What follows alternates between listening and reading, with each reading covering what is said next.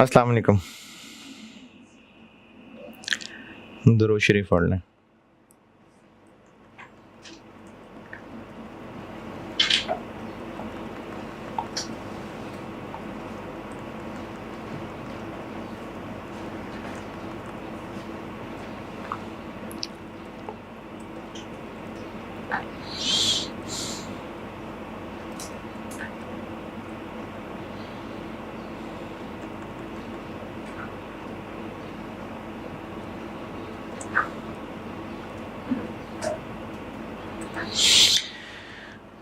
अच्छा, कल जो मैंने सवाल कराया था ना, उसमें मैं 2 चीज़ें अलग-अलग बता रहा था कि या तो अल्टीमेटली तो पहुँचना है ओएआर पर यूनिट तक। अब या तो वो कोई और ओएआर निकाल के वहाँ से ओएआर पर यूनिट तक पहुँचना है, या फिर पीडीज़ के खर्चों को प्रोडक्ट में बाँट के फिर ओएआर पर यूनिट निकालना है। ये बात असल में बताना चाह रहा था। तो उसी के लिए मैंने कल जो सवाल बनाया, और मेरी ये गलती कि मुझे ना ये सवाल पहले बना के चेक कर लेना चाहिए था। मैंने कल पढ़ाते-पढ़ाते उसे वो फैसला किया कि इस सवाल को ऐसे कर लेता हूँ। तो उसमें जब मैंने उसको पार्ट ए किया था ना, तो वो सवाल मैंने उसी वक़्त बनाया था, तो उसमें एक चीज़ मैं मिस कर गया। उसकी वजह से ना वो सवाल टेक्निकली ठीक नहीं रहा। यानी सवाल जो आपने कर लिया वो कर लिया, वो हो गया। लेकिन एक बच्चे ने उसको चेक किया कि वो टोटल 4:20 तक नहीं पहुँच रहा, तो मैंने उस पे गौर किया, तो उसमें एक टेक्निकल गलती हो गई थी सवाल बनाते हुए। तो उस सवाल का डेटा ठीक करके ना, मैं वो सॉल्यूशन सामने दोबारा लिख रहा हूँ। तो चलो एक रिवीजन ही हो जाएगी। डेटा में एक चेंज कर लें ज़रा। वो चूंकि उसी वक्त बनाया था ना, तो वरना मैं सवाल बनाते हुए ना उसको चेक करता हूँ पहले, तो वो उसी वक्त ही बनाया था, तो वो एक चीज़ चेक होने से रह गई। उसकी वजह से उसमें एक टेक्निकल फ्लॉ रह गया। अदरवाइज काम वही है जो कल बताया था, लेकिन एक छोटी सी गलती रह गई टेक्निकल, जिसकी वजह से ना वो टोटल फिगर्स सही टैली नहीं हो पाई। तो एक तो सवाल में चेंज ये कर लें कि मैंने आपको लेबर आवर्स कितने बताए थे PD1 PD2 में, तो उसमें ना 100 इधर आगे पीछे कर लें, उस 2600 को 2700 कर लें। वो जो PD1 में मैंने 2700 बोले थे, उसको 26 बोले थे, उसको 2700 कर लें। और वो जो मैंने PD2 में 8200 बोले थे, उसको 81 कर लें।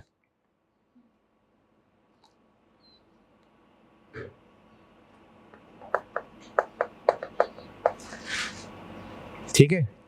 अच्छा, उसके अलावा मैंने एक चीज बोली थी कि जो प्रोडक्ट ए है वो 4 घंटे ले रहा है और प्रोडक्ट बी 2।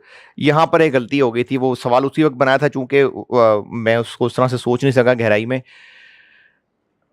प्रोडक्ट ए भी और बी भी PD1 और PD2 दोनों से गुजरेगा तो पूरा होगा, दोनों से गुजरेगा तो पूरा होगा ना। तो वो जो 4 घंटे है वो PD1 में भी 4, PD2 में भी 4 होगा, टोटल 4 होगा ना। तो मैंने क्या किया था, उसका आंसर कराते हुए PD1 PD2 दोनों में 4-4 कर दिया था एक तरह से। तो वो चीज टेक्निकली गलत हो गई। तो आप इस सवाल में जो मैंने लिखवाया था ना 4, मैंने लिखा था कि पता नहीं क्या लिखा था, क्या बोला था, direct labour hours required per unit. A में क्या लिखा था 4 और बी में 2। अब इसके साथ ना आप अगर ब्रैकेट में जगह है तो आप ऐसा कर लें 1 in PD1 and 3 in PD2।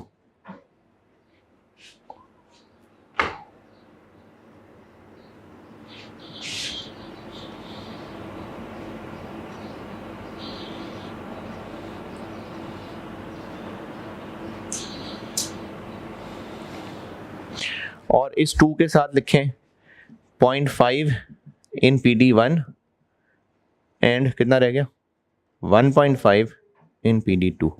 ये एक चीज़ मुझसे ना टेक्निकली मिस हो गई थी, उसकी वजह से ना वो आखिर में OAR मैंने सही नहीं किया। तो वो एक बच्चे के सवाल से जब मैंने क्रॉस चेक किया अपना, तो मुझे ये समझ आई कि ये गलती हो गई थी सवाल में। ये 4 घंटे और 2 घंटे तो टोटल हैं, मुझे PD1 और PD2 के लिए अलग अलग तोड़ के बताना चाहिए था। तो अब इसके मुताबिक मैं वो सोल्यूशन दोबारा बनाता हूँ, और चलो अच्छा रिवीजन ही हो जाएगी। कोई बात नहीं, एक पेज फालतू लग गया, कोई बात, कुछ नहीं होता।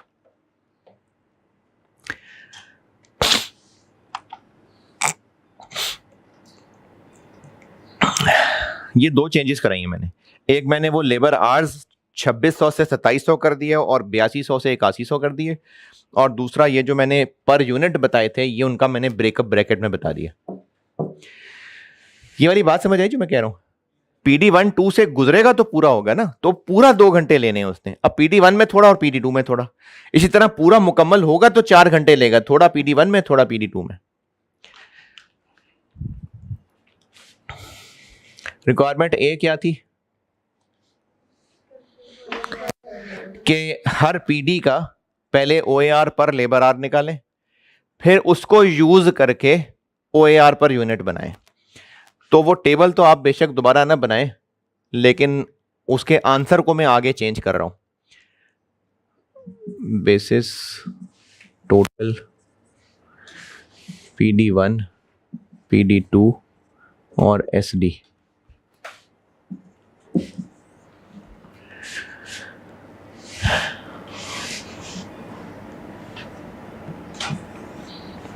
ये टोटल क्या था? ये 183 और इधर 74 और ये 14500। फिर यहाँ से 14500 को यहाँ शिफ्ट किया था 6525 इधर, तो फाइनली ये बच गया था 229716 और ये 190।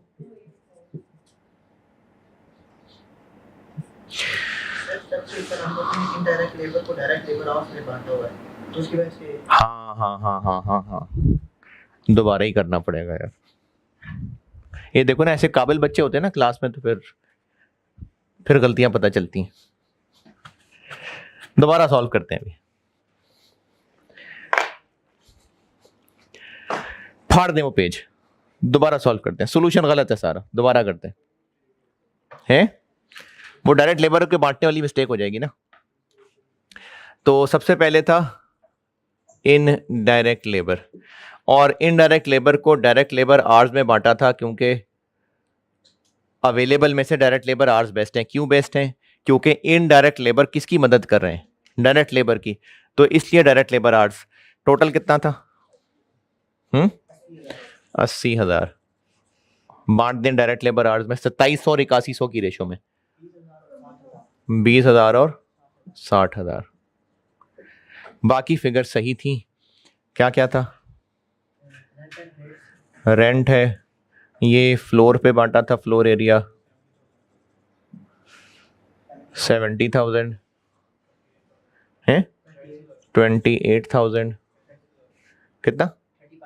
35,000 7,000।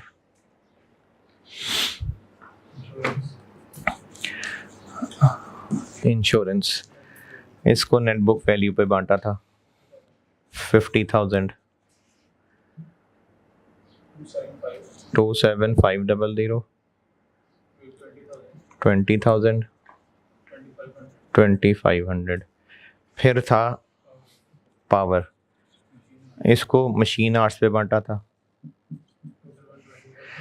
120,000 जी, 54,000 6600 बस। फिर क्या था? डेप्रिसिएशन थी, इसको नेट बुक वैल्यू पे बांटा था 1,00,000 55,000 40,000 5,000। और क्या था? बस। ये 14,500 2 लाख, दूसरे बार 2,21,000,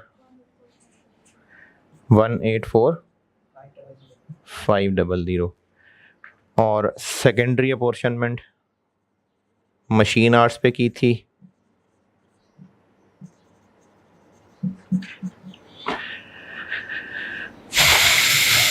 तो 14,500 यहाँ से निकलेगा और यहाँ आएगा 6,525। ये तो वही रहेगा, मशीन आर्ट्स तो वही थे। 7,975, तो ये बन जाएगा 19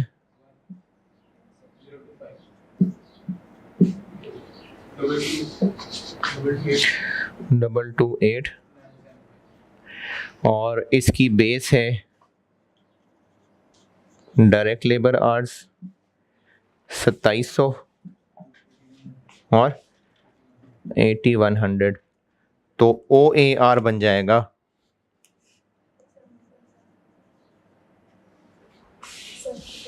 7,750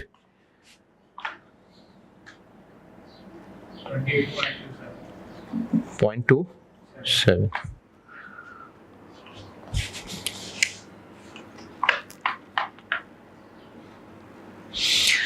अब इस OAR पर लेबर आर को यूज करके OAR पर यूनिट बनाना है।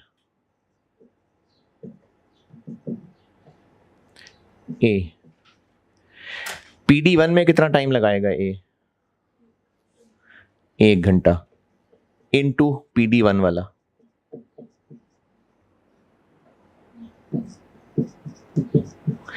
PD2 में ये कितना टाइम लगाएगा?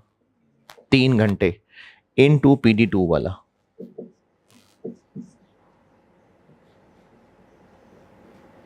वो मैंने कल गलती की थी, दोनों में 4-4 कर दिए थे, तो 4 तो टोटल लगेगा।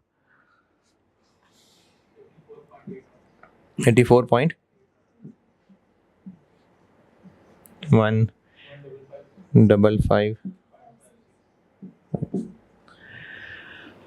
तो डायरेक्ट लेबर आर्स में गलती कर दी थी, उसकी वजह से ये मैंने वो एक चीज़ और मैंने एक और तरह से टैली करने के लिए किया था, तो वो समझ आ जाए किसी तो ठीक है, कोई बात नहीं। मुझे टैली करने के लिए इनको चेंज करना पड़ा था 2700 और 8100, उसकी वजह से ये चेंज हुआ, ये चेंज हुआ, और ये मैंने अब सही वाला किया। पहले मैंने यहाँ दोनों 4-4 कर दिए थे।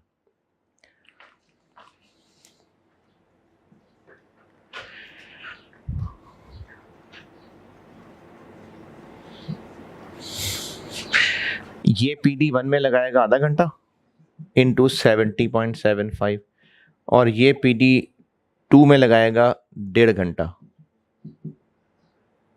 28.27 जी 35.37, ये तो 35.38, और ये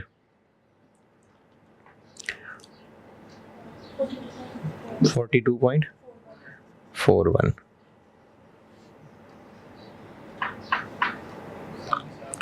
77.79।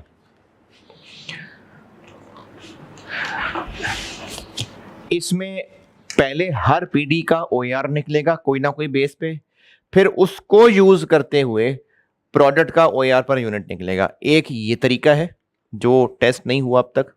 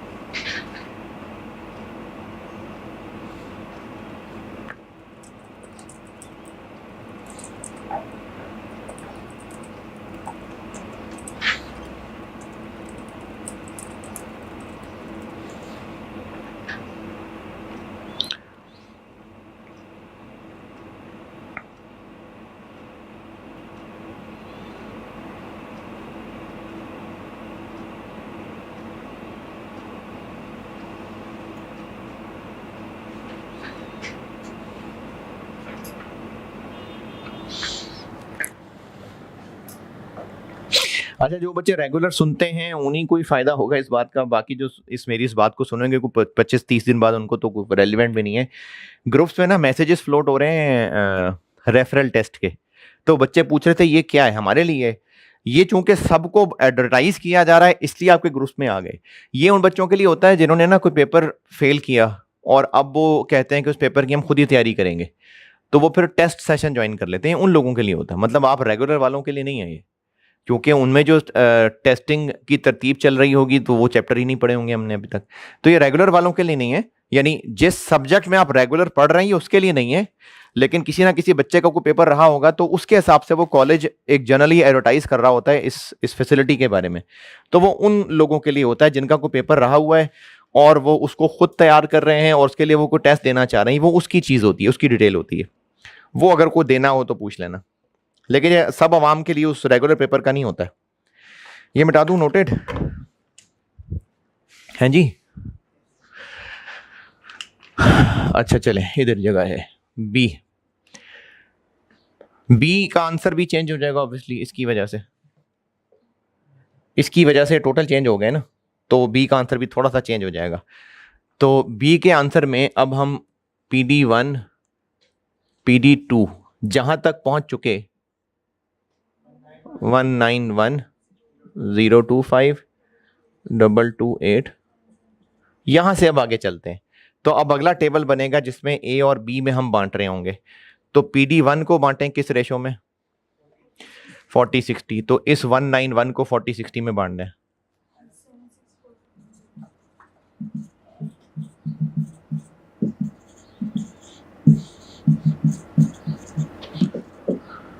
जी 76410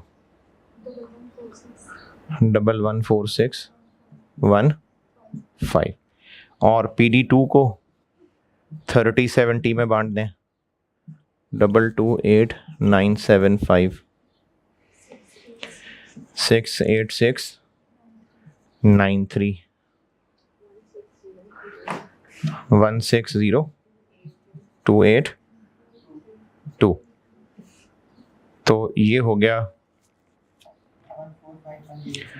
45103 और ये बन गया 274897 और इसकी बेस थी 1500 यूनिट्स और इसकी बेस थी 2400 यूनिट्स। तो OAR बन गया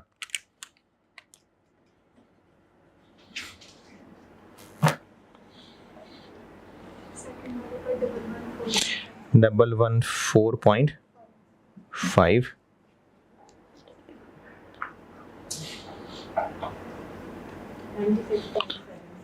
73। ये है जी, मादरत के साथ जो कल किया था उसका सही सोल्यूशन। कल वाला गलत हो गया था, उसमें एक टेक्निकल गलती रह गई थी मुझसे, तो अब उसका ये सही सोल्यूशन है। और एक रीकैप इसका फिर दे देता हूँ कि अगर मल्टीपल डिपार्टमेंट्स हैं तो यहाँ तक तो करना ही करना है। अगर मैनेजमेंट हर PD का अलग OAR निकाल के फिर उस OAR के रास्ते से OAR पर यूनिट पे जाना चाहती हैं तो वो भी कर सकते हैं। पहले इसका OAR निकलेगा कोई ना कोई पर आर कुछ भी, उसको इस्तेमाल करके यहां तक पहुंचेंगे।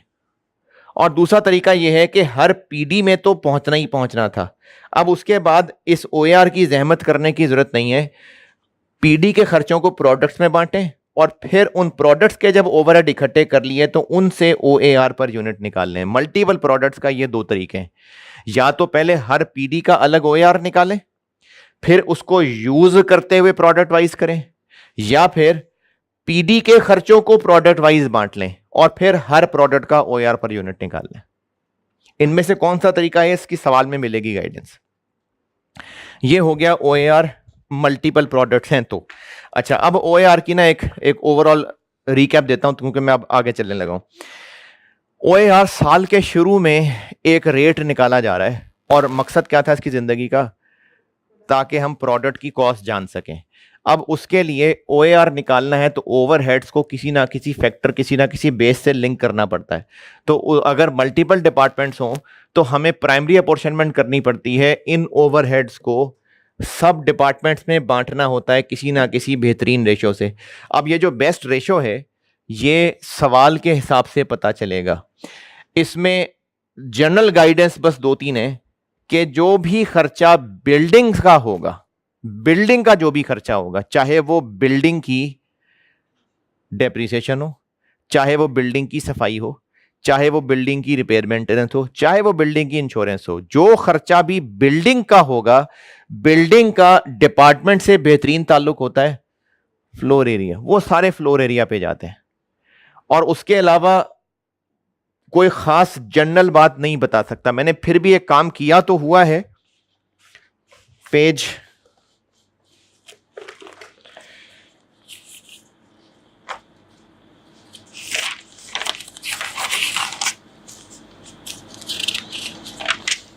पेज 27 देखें,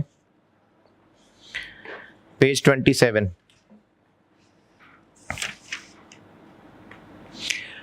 पेज 27 के एंड पे देखें, टेबल बनाया हुआ मैंने एक जनरल गाइडेंस दी जरूर है, लेकिन ये को बहुत ज्यादा नहीं मैं इसको रिलेट कर पाया।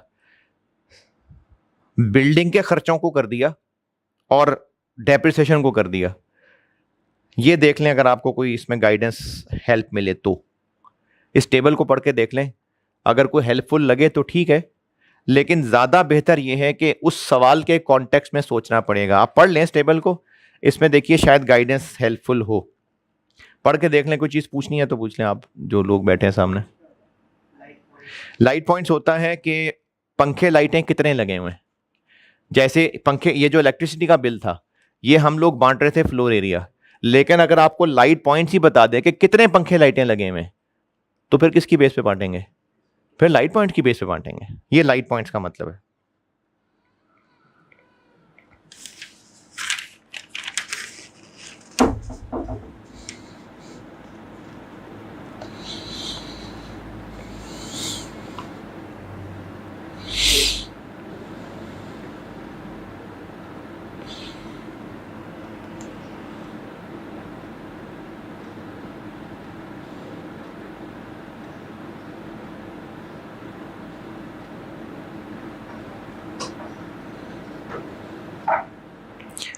हाँ जी, कोई हेल्पफुल बात है या टाइम ही ज़ाया किया?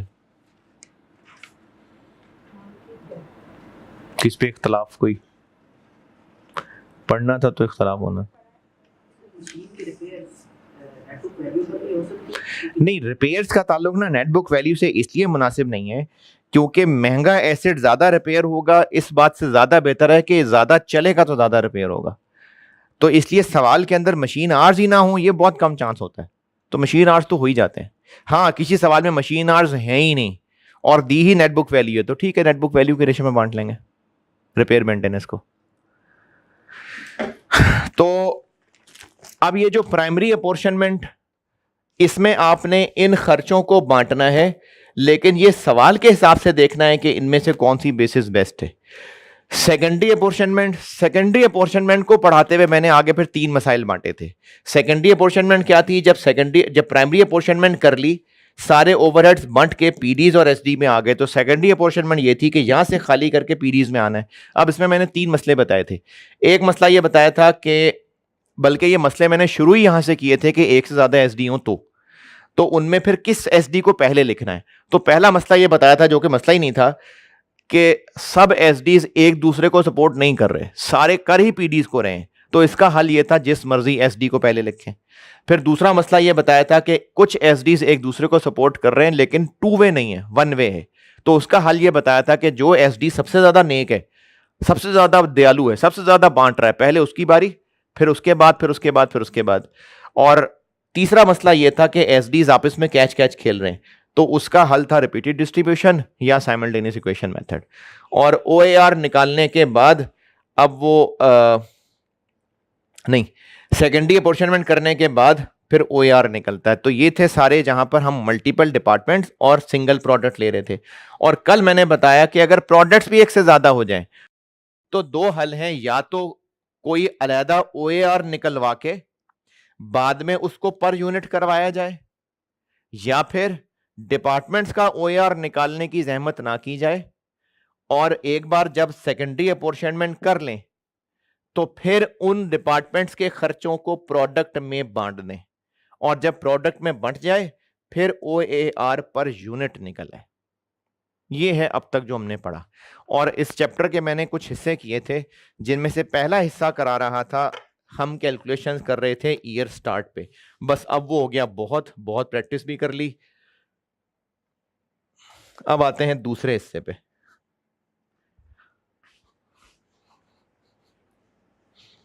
दूसरा हिस्सा मैंने क्या लिखा था चैप्टर के शुरू में, देखें।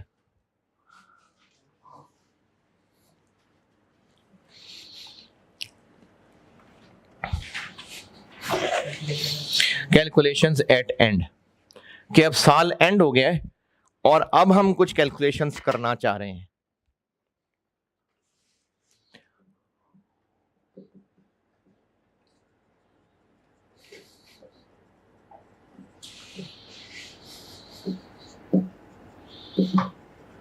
साल के शुरू में OAR कर लिया कैलकुलेट, अब हो गया साल एंड। अब जब साल एंड हो जाएगा तो जैसे हमने साल के शुरू में बजटेड फिगर्स ली थी, बजटेड क्यों ली थी? क्योंकि एस्टीमेट थे, साल शुरू था, अभी एक्चुअल थोड़ी पता था। लेकिन अब साल एंड हो गया, तो जब साल एंड हो गया अब हमारे पास एक्चुअल डाटा आ गया। तो वो जो पहले हम लोग बजटेड डाटा से OAR निकाल रहे थे, पर्पस क्या था? प्रोडक्ट कॉस्ट तक पहुंचना। तो अब साल गुजरने के बाद हम एक्चुअल ओवरहेड्स भी जानना चाहेंगे कि एक्चुअल ओवरहेड्स कितने हुए। यानी पहले हम लोग पीडी के बजटेड ओवरहेड्स देख रहे थे, अब हम पीडीज के एक्चुअल ओवरहेड्स भी देखना चाहेंगे। पहले हम लोग प्रोडक्ट वाइज OAR निकाल रहे थे, अब हम ये भी देखना चाहेंगे कि एक्चुअली प्रोडक्ट वाइज कितने ओवरहेड्स हुए। तो एक तो साल के एंड पे काम ये होगा कि एक्चुअल FOH भी जानना चाहेंगे,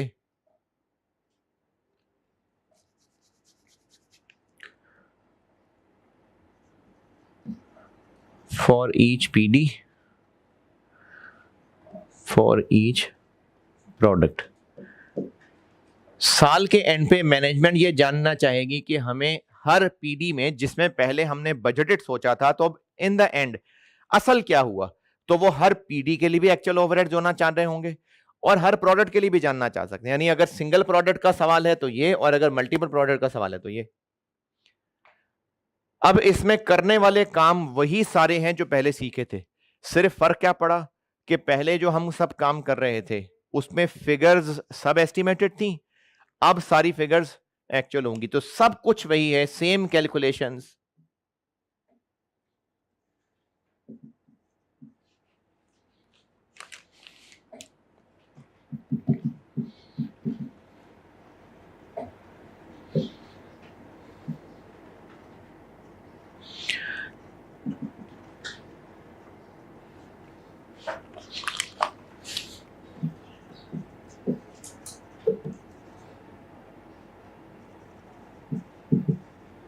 सब कुछ वही है जो पहले सीखा है, except now all actual data will be used instead of budgeted data. बस फर्क सिर्फ इतना होगा कि अब एक्चुअल डाटा यूज हो रहा होगा, एक्चुअल ओवरहेड्स होंगे, एक्चुअल मशीन आवर्स होंगे, बस ये फर्क पड़ेगा। यानी इसमें सीधी हम सवाल पे ही चलते हैं। सवाल करते हुए इसमें भी वो सारे मसले हो सकते हैं, वो 2 वे सपोर्ट, 1 वे सपोर्ट, सब कुछ वैसे ही हो सकता है। लेकिन चूंकि वो सब हम पहले कर चुके तो इसलिए अब हम इसके डायरेक्टली सवाल पे पहुंच सकते हैं।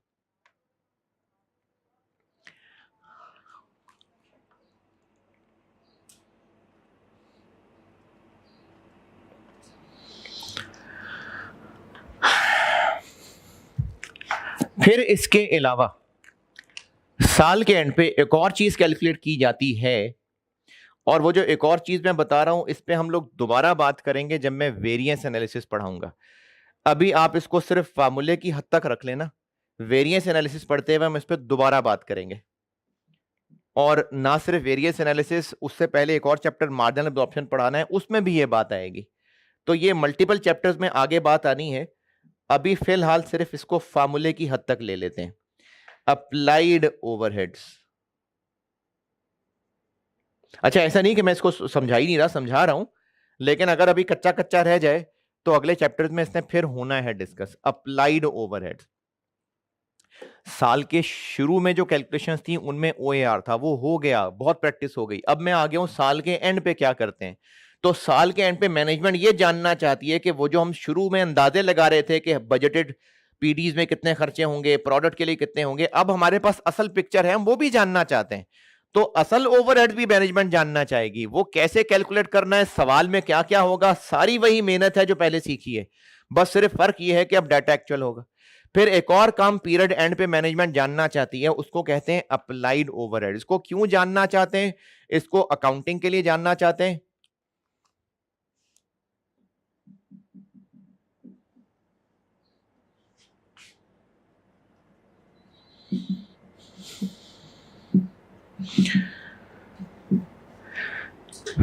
तो जब अकाउंटिंग एंट्रीज वाला चैप्टर पढ़ाऊंगा तो वहां पर इस पे दोबारा बात होगी।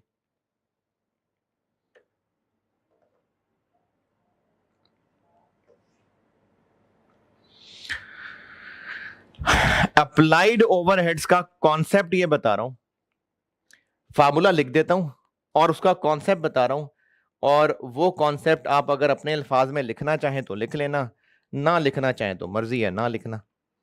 अप्लाइड ओवरहेड्स की कहानी बता रहा हूं, कॉन्सेप्ट ज़बानी बता रहा हूं। अगर किसी ने कुछ लिखना हो अपने अल्फाज में तो लिख लेना, नहीं लिखना हो तो भी कोई बात नहीं है, अगली अटेम्प्ट में सही।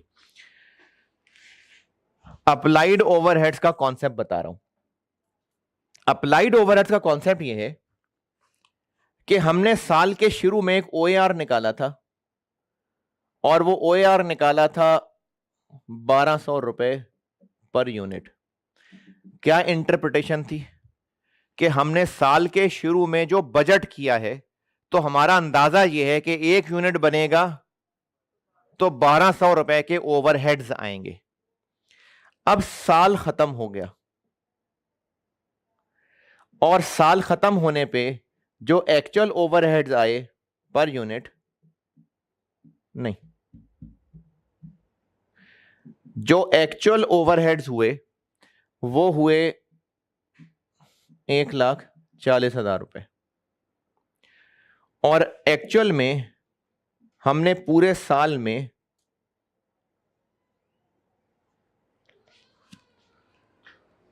12, 10 और 100 यूनिट्स बनाए। अप्लाइड ओवरहेड्स का कॉन्सेप्ट यह है कि हमने जो शुरू में अंदाजा लगाया था कि एक यूनिट बनेगा तो इतने के ओवरहेड्स होंगे, जितने यूनिट्स बने इस अंदाजे के मुताबिक कितने ओवरहेड्स होने चाहिए थे, इनको अप्लाइड कहते हैं। दोबारा, हमने साल के शुरू में एक रेट बना लिया 1200 पर यूनिट। क्या इंटरप्रिटेशन है इसकी? कि हमने साल के लिए प्लान कर लिया है कि इस पूरे साल में जब भी प्रोडक्शन होगी एक यूनिट बनेगा तो 1200 रुपए ओवरहेड लगेंगे। अब साल हो गया, गुजर गया, असल में हमें नजर आ गया कि 100 यूनिट्स बनाए और इतने ओवरहेड्स हुए। अप्लाइड ओवरहेड्स का कॉन्सेप्ट यह है कि 100 यूनिट्स बनाने के लिए एक्चुअली तो हुए 1,40, लेकिन इस रेट के मुताबिक 100 यूनिट्स बनाने के लिए कितने ओवरहेड्स होने चाहिए थे? कितने होने चाहिए थे? कैसे करें कैलकुलेट? 100 इंटू 1200, इसको कहते हैं अप्लाइड। कि जो हमने साल के शुरू में ओएआर सोचा था, इस साल जो असल में काम हुआ उस काम के लिए ओएआर के मुताबिक कितने ओवरहेड्स होने चाहिए थे, इनको अप्लाइड कहते हैं। और एक्चुअली कितने हुए वो एक्चुअल है। एक्चुअल एफओएच वो हैं जो असल में हुए, और अप्लाइड एफओएच क्या है? जितना काम इस साल हुआ, जितने आवर्स काम हुआ, जितने यूनिट्स बने, जितना मशीन आवर्स काम हुआ, जितना काम इस साल हुआ, उस काम के लिए ओएआर के मुताबिक कितने टोटल ओवरहेड्स होने चाहिए थे, इनको अप्लाइड ओवरहेड्स कहते हैं।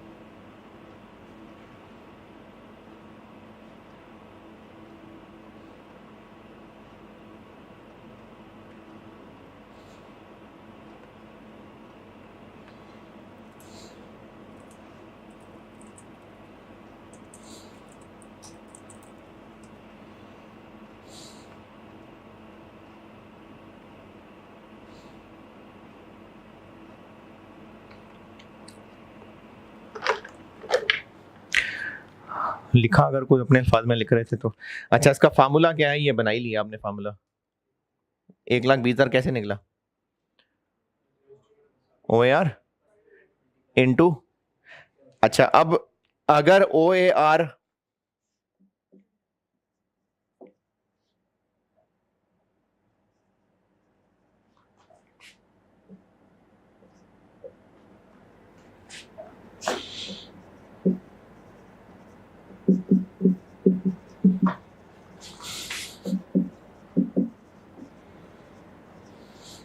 ये क्या मतलब हुआ?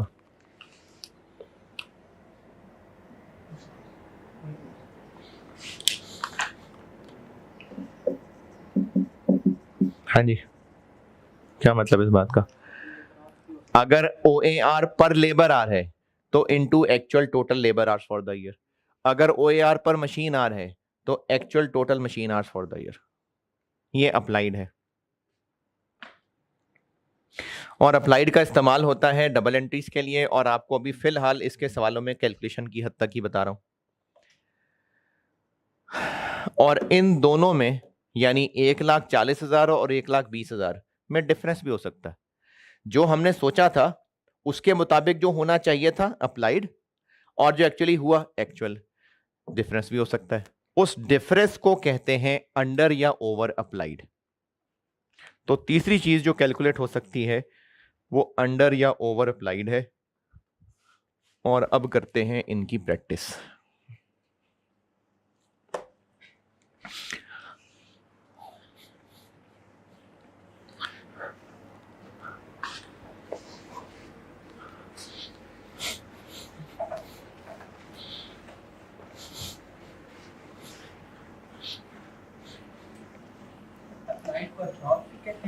जी बिल्कुल, अप्लाइड को एब्जॉर्ब्ड भी कहते हैं। तो तीसरी चीज जो साल के एंड पे कैलकुलेट हो सकती है वो अंडर या ओवर अप्लाइड एफओएच है?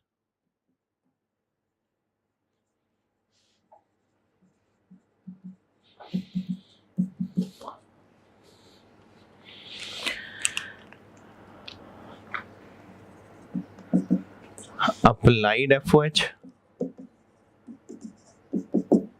और उसमें से हम कर देंगे एक्चुअल माइनस।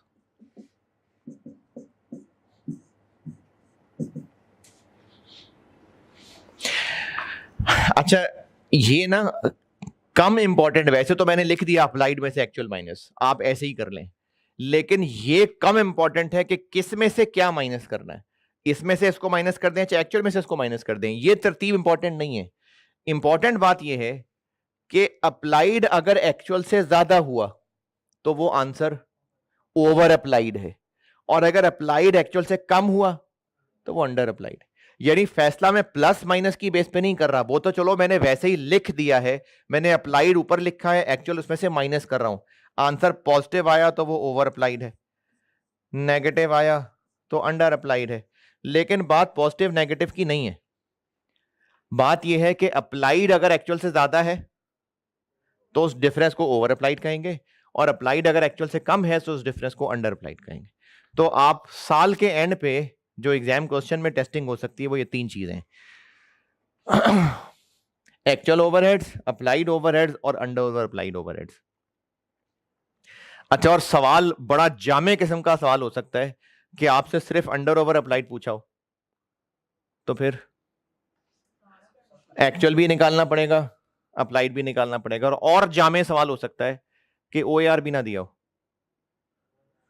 तो फिर शुरू से पहले बजटेड से सारा सवाल सॉल्व होगा, ओएआर निकलेगा, फिर सारा सवाल एक्चुअल से सॉल्व होगा। ऐसा हुआ है एक दफा, दो दफा ऐसा हुआ है, एक दफा है।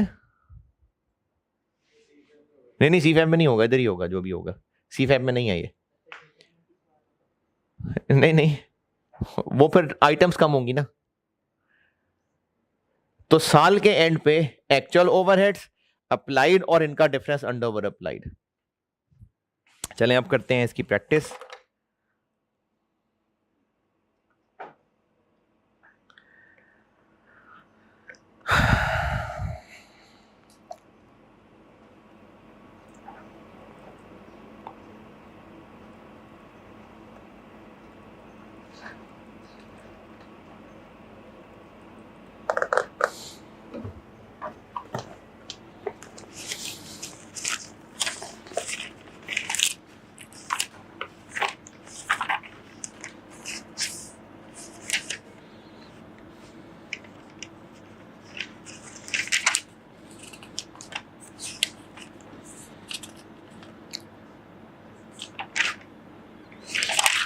पेज 36, पेज 36, क्वेश्चन नंबर 10,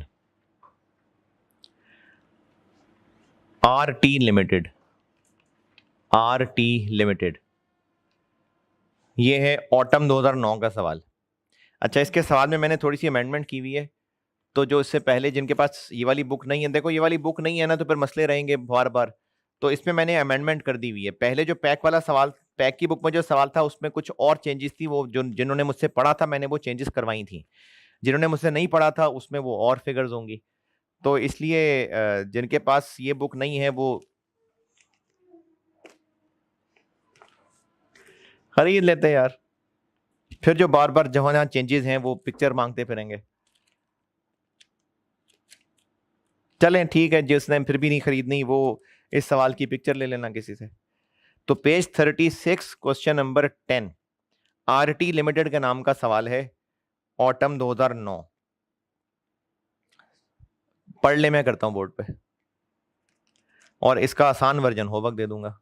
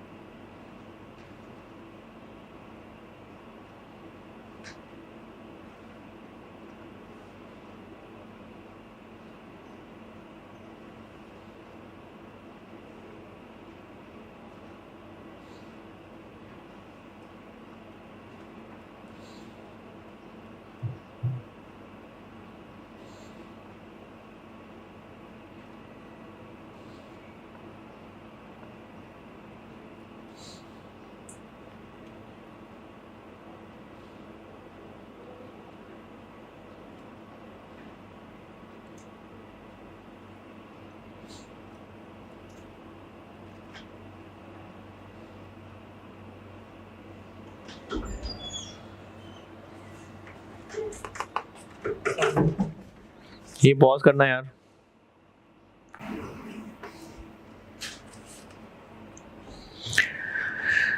हाँ जी, सवाल पढ़ लिया तो मैं करूं।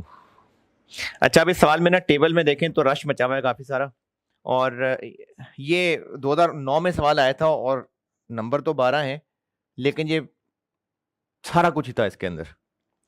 अब जैसे इसमें देखें सवाल की रिक्वायरमेंट अगर बी देख लें, वैसे तो उसने तकल्लुफ किया कि पार्ट ए एक अलग से रिक्वायरमेंट बता दी, लेकिन वो पार्ट ए में जो बात कह रहा है रिपीटेड डिस्ट्रीब्यूशन, ये वो ऊपर सवाल में भी बता सकता था। तो अगर फर्ज करते हैं पार्ट ए नहीं है, सिर्फ पार्ट बी देखते हैं पहले। पार्ट बी में क्या निकालना है? Department wise over under applied. अच्छा, अब उसके लिए आपको चाहिए डिपार्टमेंट वाइज एक्चुअल और डिपार्टमेंट वाइज अप्लाइड। और अप्लाइड कैसे निकलेंगे? ओएआर। तो ओएआर भी नहीं दिया हुआ था। चूंकि ओएआर नहीं दिया हुआ था, इसी वजह से आप इस टेबल में देखें तो कहीं बजटेड का वर्ड आ रहा है, कहीं एक्चुअल का वर्ड आ रहा है। तो वो जो बजटेड का डाटा दिया हुआ है वो इसलिए दिया हुआ है ताकि ओएआर निकले, और जो एक्चुअल का डाटा दिया हुआ है वो इसलिए और इसलिए दिया हुआ है। तो बजटेड से ओएआर निकलेगा और एक्चुअल से ये और ये निकलेगा ताकि अंडर ओवर अप्लाइड निकले। ये है सवाल की प्लानिंग। 3 पीडीज हैं, 2 एसडीज हैं, और इतनी मेहरबानी उन्होंने कर ली कि प्राइमरी अपोर्शनमेंट कर दी है। कैसे पता प्राइमरी अपोर्शनमेंट कर दी है? क्योंकि खर्चों के नाम अलग से नहीं आ रहे ना। नहीं, एसडीज में हैं, बजटेड ओवरहेड्स हैं। वो 5वीं 6ठी लाइन देखो। कैसे पता प्राइमरी अपोर्शनमेंट हो गई है? वो खर्चों के नाम नहीं आ रहे, वरना वो इलेक्ट्रिसिटी और पावर और वो सब भी आ रहा होता। तो वो मेहरबानी है कि वो नहीं आ रहे, तो इन्होंने सिर्फ सेकेंडरी अपोर्शनमेंट को लेकर सवाल बना दिया बस। तो इसमें अंडर ओवर अप्लाइड निकालने हैं, इसलिए ओएआर भी चाहिए, और सवाल में ओएआर नहीं है तो ओएआर भी निकालना पड़ेगा, और एक्चुअल भी निकालेंगे तो फिर ही अंडर ओवर अप्लाइड पता चलेगा। और इसी बात को उसने पार्ट ए में अलग से कह दिया कि आप एसडीज की कॉस्ट को बांट दें। चलो शुक्रिया कह दिया, वरना तो हमने बांटना ही नहीं था। तो एसडीज की कॉस्ट को वो कह रहा है बांट दें रिपीटेड डिस्ट्रीब्यूशन मेथड से। तो अगर वो ये ना भी रिक्वायरमेंट बनाए तो भी हमने तो बांटना ही है, और रिपीटेड डिस्ट्रीब्यूशन से बांटने का उसने वो सवाल के अंदर बता देता बेशक। तो इस तरह के जो रिक्वायरमेंट्स होती है ना, जिसमें एक ही सॉल्यूशन बन सकता है और रिक्वायरमेंट के नंबर भी अलग अलग नहीं होते, तो आप ऐसा बिल्कुल कर सकते हैं कि एक ही सॉल्यूशन बन जाए। अदरवाइज तो होना चाहिए पार्ट ए की रिक्वायरमेंट अलग, बी की अलग। लेकिन अगर इस तरह की रिक्वायरमेंट है जो आपस में मिक्स हैं, यानी उसी के अंदर ही सारी कैलकुलेशन नजर आ जाएंगी, तो बेशक आप सवाल शुरू करें सॉल्यूशन ए एंड बी, और सारा सॉल्यूशन एक ही होगा। अगर उसने हर रिक्वायरमेंट के अलग नंबर दिए हुए ना, तो वो यकीनन अलग अलग ही होते हैं और आप उनको अलग अलग ही सॉल्व करें। लेकिन अब यहां पर नंबर भी कंबाइंड है, और वो इसलिए कंबाइंड है कि सारा काम ही कंबाइंड था, तो उसमें क्या नंबर तोड़ के बताता वो। तो इसलिए इसको ऐसे भी कर सकते हैं कि पार्ट ए टेबुलर वर्किंग अलग कर दें, पार्ट बी की हेडिंग देके अंडर ओवर अप्लाइड अलग निकाल दें, जैसे मैं करके दिखा रहा हूं। कर मैं ऐसे रहा हूं जैसे मैं रिक्वायरमेंट के हिसाब से करने लगा हूं। तो पार्ट ए करते हैं कि ओवरहेड्स को बांटना है रिपीटेड डिस्ट्रीब्यूशन में। अच्छा, ओवरहेड्स आपको एसडीज में बजटेड भी दिए हुए, एक्चुअल भी दिए हुए, तो कौन से वाले को बांटने को कह रहा होगा? वो कह रहा है ओवरहेड्स बांट दें। नहीं, एक्चुअल ना, एक्चुअल। उसने आपको ओवरहेड्स दिए और कह रहा है ओवरहेड्स बांट दें, तो एक्चुअल। बजटेड तो बांटने वैसे भी थे ओएआर निकालने के लिए, तो अगर वो अलग से बांटने को कह रहा है तो वो एक्चुअल बांटने को कह रहा होगा। इसीलिए मैंने कहा कि सवाल का ना सॉल्यूशन मिक्सचर सा ही है। तो इसमें ये ना भी अगर करें कि रिक्वायरमेंट ए का आंसर पहले सॉल्व करें, फिर रिक्वायरमेंट बी का आंसर फिर सॉल्व करें, अगर ऐसा ना भी करें और आप सॉल्यूशन में लिखें सॉल्यूशन ए एंड बी, सारा सवाल सॉल्व कर दें, तो अब जब सारा सवाल इकट्ठे सॉल्व कर रहे होंगे तो बजटेड को भी बांट रहे होंगे और एक्चुअल को भी बांट रहे होंगे। वैसे अगर हम देखें तो पार्ट ए का मतलब एक्चुअल इसलिए है क्योंकि पार्ट बी की वर्किंग में ओएआर तो निकालना ही पड़ेगा, और ओएआर निकालने के लिए बजटेड को तो बांटना ही पड़ेगा, तो वो अलग से क्यों रिक्वायर्ड पूछे? तो इसलिए पार्ट ए की रिक्वायरमेंट में हम एक्चुअल ओवरहेड्स को बांटने लगे। तो रिक्वायरमेंट ए और बी की तमीज पे बहस करने की बजाय हम इस सवाल को ओवरऑल सॉल्व कर देते हैं। बताने का मकसद क्या है कि जब आपको एक्चुअल डाटा भी दे दिया, बजटेड भी दे दिया और अंडर ओवर अप्लाइड निकालने को कहा, तो अप्लाइड के लिए ओएआर चाहिए था, ओएआर नहीं दिया, इसलिए बजटेड डाटा दिया है। तो अब हम बजटेड डाटा से ओएआर भी निकालेंगे और एक्चुअल डाटा से वो अंडर ओवर अप्लाइड भी निकलेगा।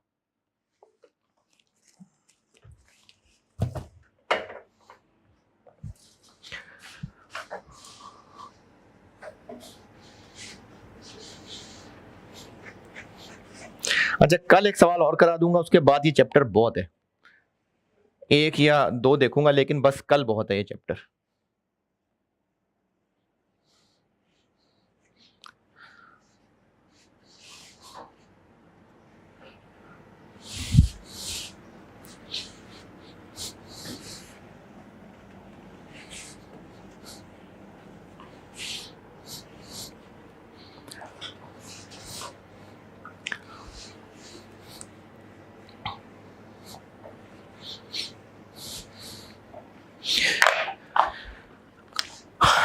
ऑटम 2009 एक्चुअल ओवरहेड्स बांट रहा हूं मैं। एक्चुअल टोटल पीडीज कौन कौन से हैं?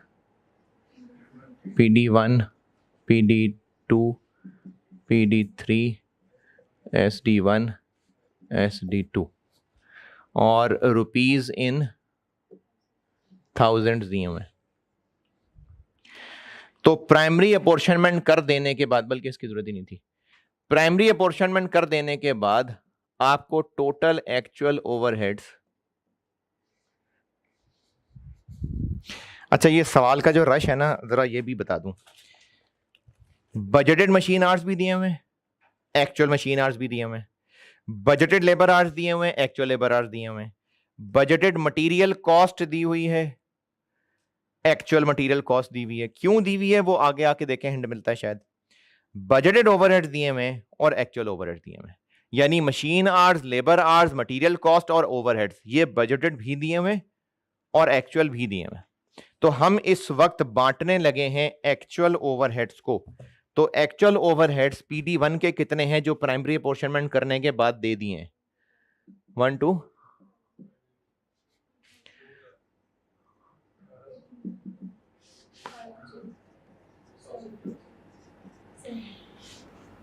अब ये कैसे पता ये प्राइमरी अपॉर्शनमेंट के बाद कर दिए हैं?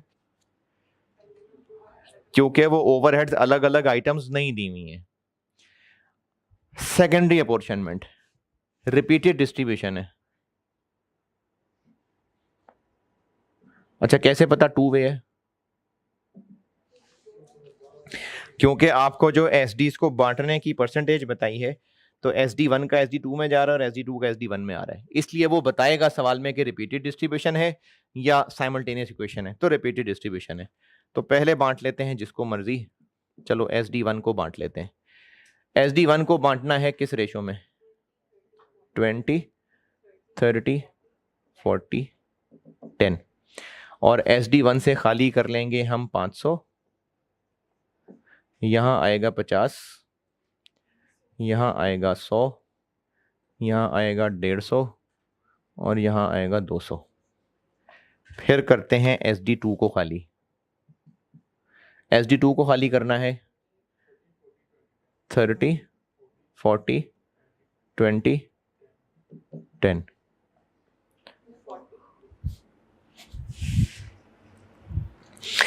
अब यहां से हमने कितना निकालना है? 800। तो यहां आएगा 240, 320,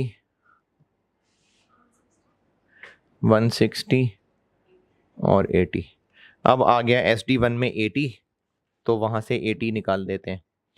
20, 30, 40, 10। अब यहां से निकलेगा 80, तो यहां आ जाएगा 8,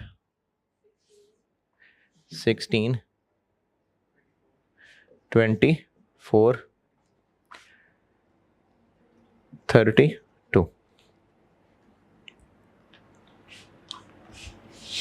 अच्छा अब देखें, अब जब अगली लाइन बांटेंगे ना SD2 की, तो मिनिमम SD1 में आना है 10,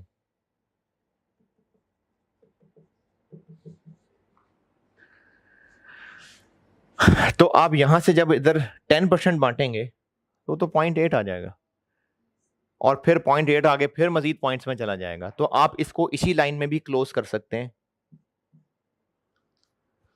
यहां रहने देते हैं और उन्हीं 3 में बांट लेते हैं। जी 3 4 1, थोड़ा बहुत राउंडिंग ऑफ फर्क है, बस 8 पूरा कर दिया मैंने। नहीं पसंद आ रहा तो उधर 4 कर लें, इधर 2 कर लें, इधर 3 कर लें, इधर 2 कर लें।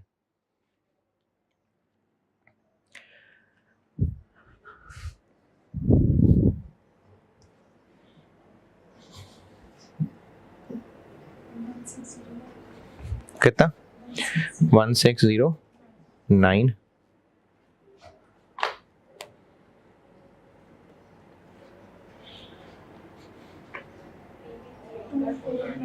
298 2193।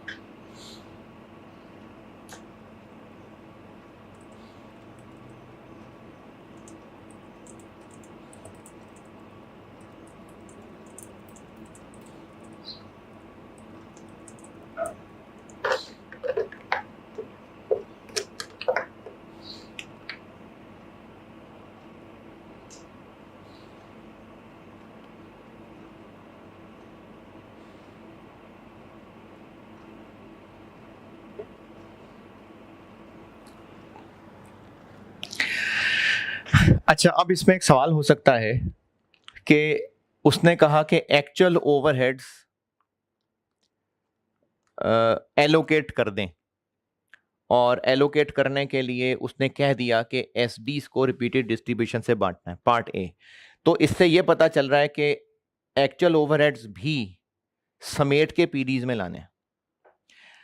अगर सवाल की रिक्वायरमेंट ए ना होती, रिपीटेड डिस्ट्रीब्यूशन उसने ऊपर सवाल में कहीं बता दिया होता, और रिक्वायरमेंट सिर्फ वही होती जो रिक्वायरमेंट बी है। रिक्वायरमेंट बी क्या है?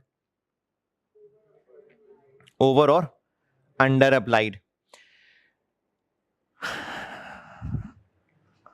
For each PD, for each PD लिखा है बस डिपार्टमेंट वाइज लिखा है। तो ये कैसे पता कि अंडर ओवर अप्लाइड पीडी के लिए निकल लें?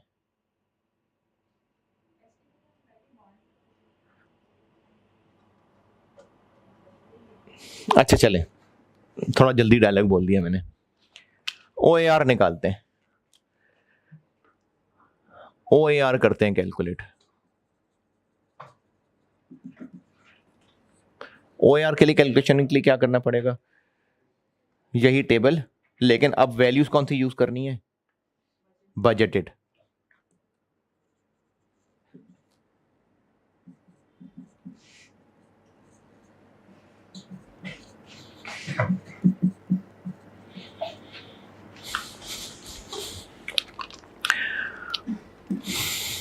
टोटल बजटेड ओवरहेड्स PD1 के 1200, 1000 है, 2000, ये भी 2000 है एक्चुअली, और ये भी 2, अच्छा 2250, 600, 700। सेकेंडरी अपोर्शनमेंट करते हैं।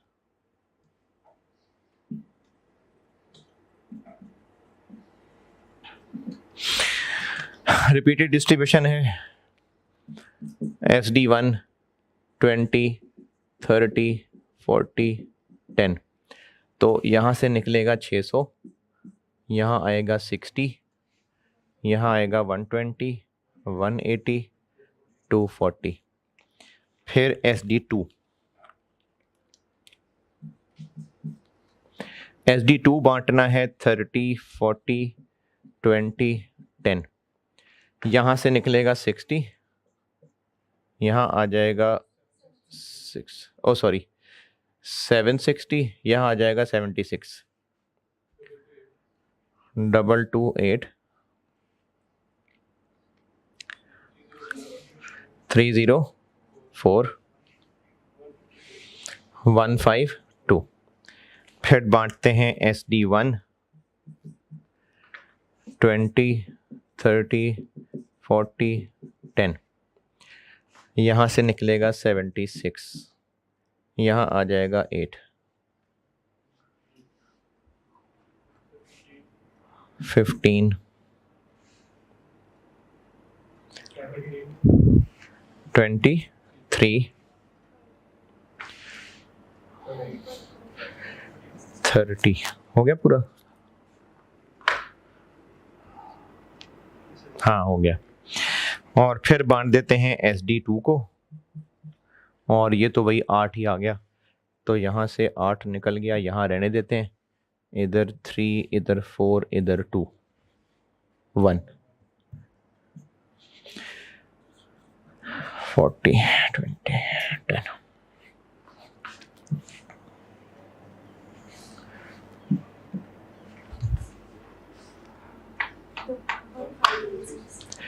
One 566,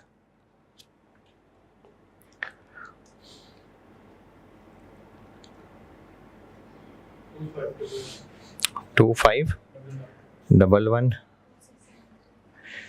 2673।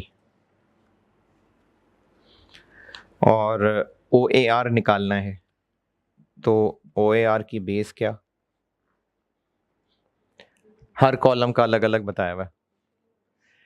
PD1 के लिए मशीन आवर्स, तो बजटेड मशीन आवर्स कितने,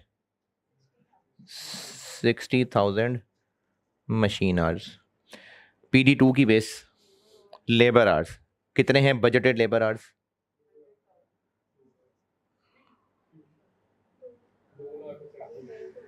2 लाख लेबर आवर्स। तीसरे की बेस डायरेक्ट मटेरियल कॉस्ट कितनी है बजटेड जी, डायरेक्ट मटेरियल कॉस्ट। अच्छा, अब ये ऊपर वाले 3 जीरो हैं, तो डिवाइड करते हुए इनमें से भी 3 जीरो हटा लेना, तो PD1 का OAR आ जाएगा 21,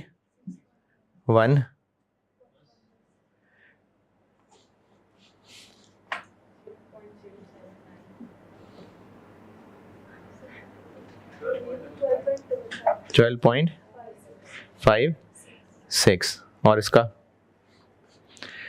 डिवाइड करते हुए 3 जीरो हटा लेना, क्योंकि ऊपर भी 3 जीरो हैं।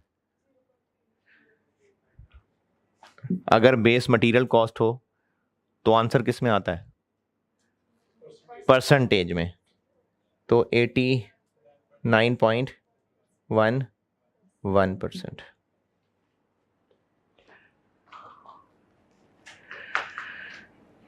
अच्छा, OAR SDs के निकलते हैं नहीं। अब चूंकि OAR SDs के नहीं PDs के होते हैं, तो अप्लाइड भी सिर्फ PDs के होंगे, और अगर अप्लाइड भी सिर्फ पीडीज के होंगे तो अंडर ओवर अप्लाइड भी पीडीज के निकलेंगे, और अगर सिर्फ पीडीज के ही अप्लाइड हैं तो अंडर ओवर अप्लाइड तभी निकलेंगे अगर एक्चुअल भी हम सब समेट के पीडीज में ले आए होंगे। इसलिए एक्चुअल भी एसडीज खाली करके पीडीज में लाने होते हैं। देखें, पीडी का ओएआर है, एसडी का तो ओएआर नहीं है। जब ओएआर पीडी का है तो अप्लाइड भी सिर्फ पीडी का, जब अप्लाइड भी सिर्फ पीडी के हैं तो अंडर ओवर अप्लाइड भी सिर्फ पीडी के होंगे, तो वो तभी निकलेंगे जब एक्चुअल भी सिर्फ पीडी के होंगे। तो एक्चुअल ओवरहेड्स में भी एसडीज को खाली करके पीडीज तक ही लाना होता है। तो इस सवाल की रिक्वायरमेंट एक तो थी कि ओवरहेड्स को बांट दें, तो एक्चुअल को भी बांट दिया और बजटेड को तो बांटना ही पड़ा। क्यों बांटना पड़ा? क्योंकि ओएआर निकालना था। तो रिक्वायरमेंट ए हो गई पूरी। चाहे इसको रिक्वायरमेंट ए कह लें, चाहे दोनों को रिक्वायरमेंट ए कह लें, बांट तो दिए ही ना। दूसरी रिक्वायरमेंट अंडर ओवर अप्लाइड, तो उसके लिए क्या चाहिए? एक्चुअल निकाल लिए हुए हैं, अप्लाइड निकालने हैं। तो इस टेबल से हट के बता रहा हूं, मतलब ये टेबल खत्म हो गया, अब ये अलग से मैं रिक्वायरमेंट निकाल रहा हूं। ये इस टेबल के नीचे नहीं है, ये अलग से हो रहा है काम। PD1, PD2, PD3। Under over applied कैसे निकलेगा? अप्लाइड और एक्चुअल का डिफरेंस था। तो अप्लाइड कैसे निकलेगा? ओएआर को एक्चुअल से मल्टीप्लाई कर दें। अब ओएआर 26.1 पर मशीन आर है, तो अप्लाइड कैसे निकलेगा? Into actual machine hours. PD1 के एक्चुअल मशीन आवर्स कितने? 60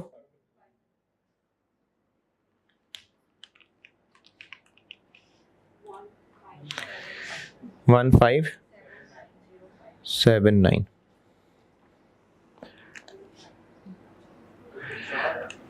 है। 4 क्या? अच्छा, PD2 का OAR क्या है? 12.56 पर लेबर आवर। तो इसका अप्लाइड कैसे निकालें? एक्चुअल लेबर आवर से मल्टीप्लाई कर दें। 192386। और PD3 का OAR क्या है? 89.11% ऑफ मटीरियल कॉस्ट। तो इसका अप्लाइड कैसे निकालें? 89.11% ले लें। किसका? एक्चुअल मटीरियल कॉस्ट का। वो कितनी है?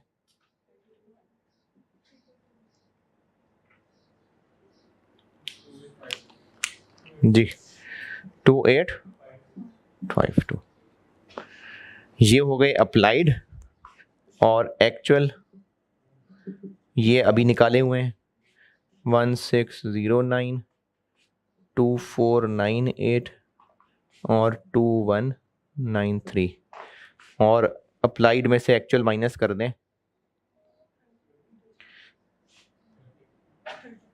30 अंडर अप्लाइड है।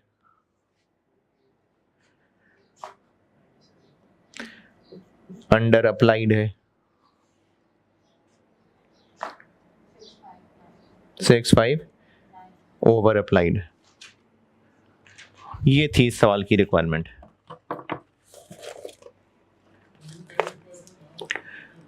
अगर पहली रिक्वायरमेंट अलग ना लिखी होती, सिर्फ रिक्वायरमेंट बी लिखी होती, तो भी यही करना था।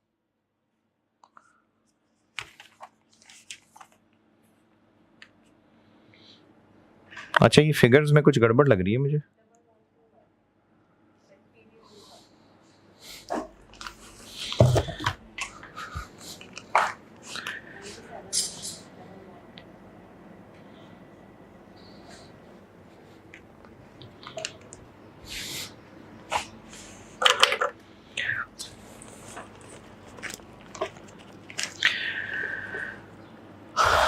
यार ये ब्लर तो नहीं हुआ ना?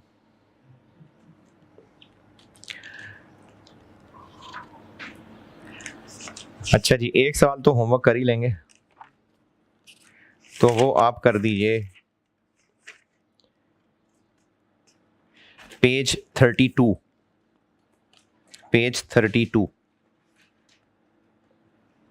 अच्छा, ये जो पेज 32 पे क्वेश्चन 4 है, ये इसी का एक वर्जन था, यानी इसी सवाल को देख के लग रहा था बनाया हुआ है।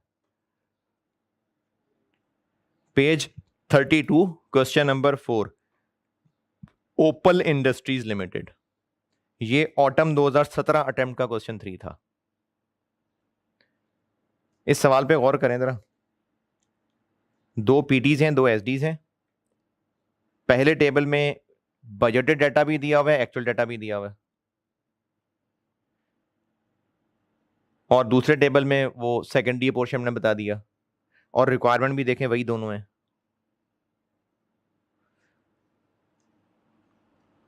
रिक्वायरमेंट भी वही दोनों है, एक्चुअल को बांटने का कहा है, लेकिन अब उसने देखें पार्ट ए पार्ट बी, ए और बी अलग अलग नंबर दिए हैं।